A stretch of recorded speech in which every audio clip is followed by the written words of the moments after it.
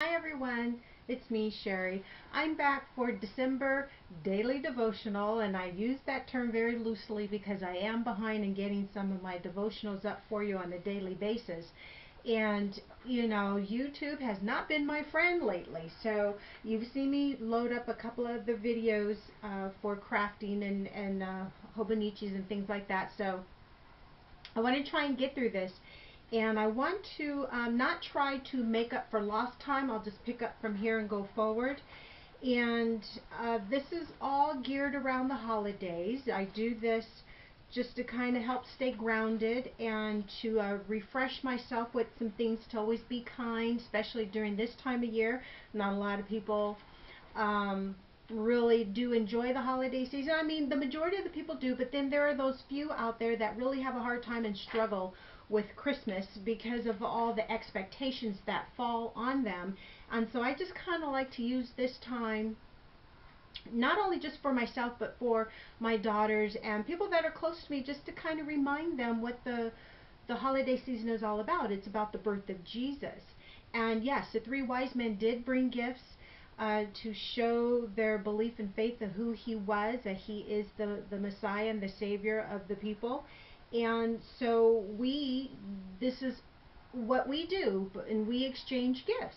Now, a lot of people will put a whole lot of thought and effort into gifts, and others, their lives are just so busy that they're just like, hey, whatever I get, I give them. And to me, there's nothing wrong with that. My whole premise behind Christmas, it's like, make it easy on you. I don't want to know that you were stressed out and you stood in line for 3 hours and you looked and sought out the perfect gift for me. I appreciate it, but you know what?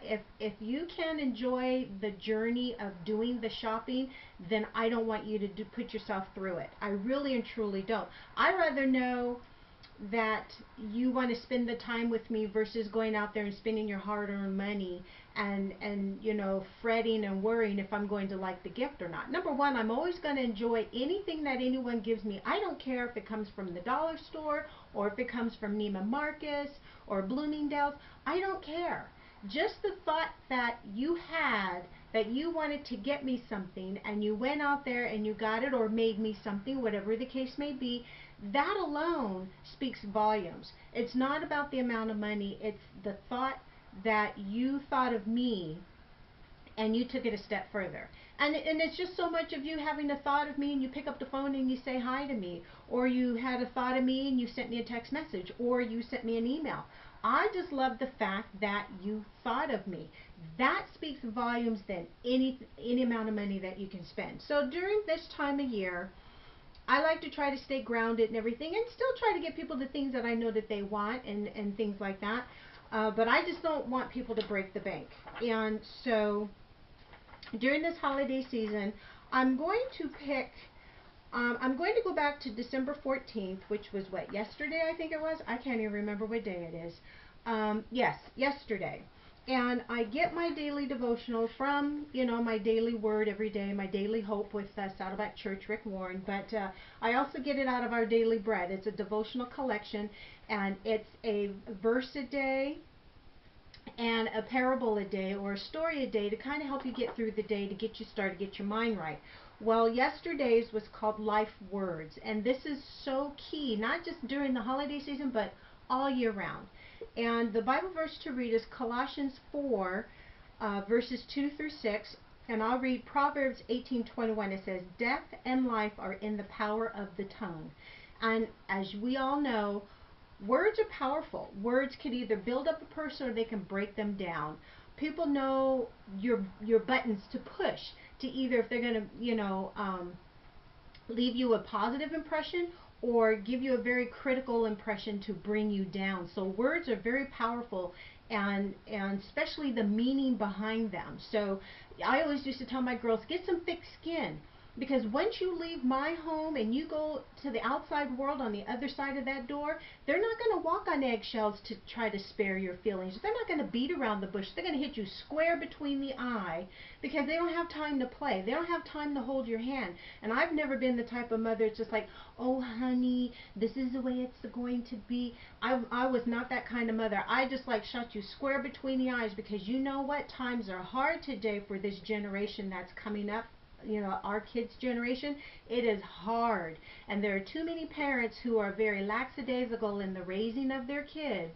And it's like the tides have turned, and it's just like I'm constantly trying to deprogram my kids from what the world is teaching them and what they're following behind. So I've always just been a straight shooter. I always come at you with both barrels loaded, and I mean it with love. I don't mean it to bring you down or hurt your feelings, but it's like, if you can't get what I'm saying to you, you're not going to be able to handle what the outside world is going to give you. So you know what? I say it with love, to give you thick skin and give you a strong backbone so that you don't let anyone walk all over you, because when you get out there, they can smell the fear. Okay? They can smell the fear. So let me read words of encouragement here for you. Words of encouragement can be life words, bringing new motivation to our lives. Mark Twain said that he could live for a whole month on one good compliment. Christian encouragement, however, is more than a compliment or a pat on the back, valuable as these can be. One writer described it as the kind of expression that helps someone want to be a better Christian even when life is rough. As a youth, Larry Crabb had developed a stutter that humiliated him in a school assembly. A short time later, when praying aloud in a church service, his stutter caused him to get both his words and his theology mixed up in his prayer. Expecting stern correction, Larry slipped out of the service, resolving never to speak in public again. On his way out, he was stopped by an older man who said, "Larry, there's one thing I want you to know. Whatever you do for the Lord, I'm behind you 1,000%. Larry's determination never to speak in public again dissolved instantly. Now, many years later, he addresses large crowds with confidence. Paul told us to search our speech with grace, Colossians 4:6. Then we will speak life words that bring encouragement. You know, we get criticized and put down by our friends in school as we're growing up for whatever reason. A teacher may make a comment to you that can just destroy your whole being and everything, and you carry that through life. And I've always have been taught, speak kind words. Like it says, if you don't have anything nice to say, then don't say anything at all. And there have been plenty of times I didn't say one word to some people. Okay, you don't know how bad I wanted to say something, but I had to learn how to say those things in not a condoning judgmental way, but in a judgmental way that makes them a better person. There is a difference between judging a person and being very critical and rude and mean about it, but then there's also a way of being judgmental in a positive, building kind of way. And I'm a type of person, I love to try to build people up, because I've had people build me up throughout my life, and I just want to pay it forward. I rather speak kind words than mean negative words, because people are already having a hard time, and especially throughout this time of year when people are out in the hustle and bustle and buying and things aren't on the rack like they're supposed to. The first thing that a shopper will do is take it out on the sales clerk or the cashier, and it's like, it's not their fault. You don't know how many other people came into that store and messed up that store, and now you want to scream and yell at the cashier or the sales clerk because something's hanging on the wrong rack. Really? Instead of taking your anger and your disappointment and frustrations out on them, understand that how many other people have screamed and yelled at them before you have. And you wouldn't want anyone to scream and yell at you. So, say something kind, build them up.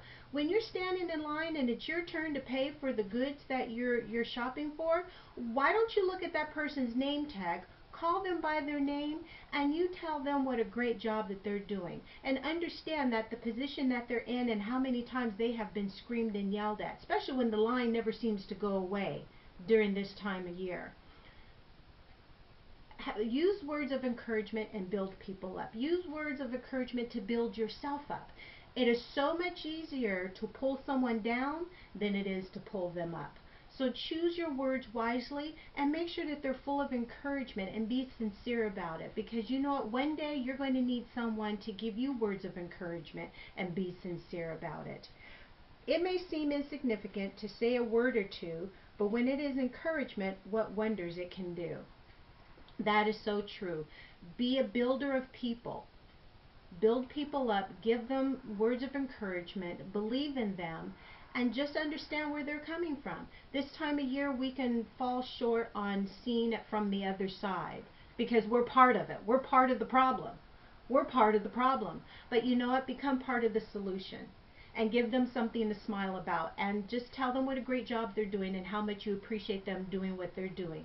Okay? Before I let you go, correction may mold us, but encouragement will motivate us. Let's be a motivator of people. Let's send some encouragement out there this holiday season. Thank you so much. I hope you've enjoyed this daily devotional today, and I'll try to keep it coming every day. Let's see if YouTube will like me. Okay, thank you so much, everyone. I'll see you at the next video, and as always, I want you to be blessed. Bye-bye now.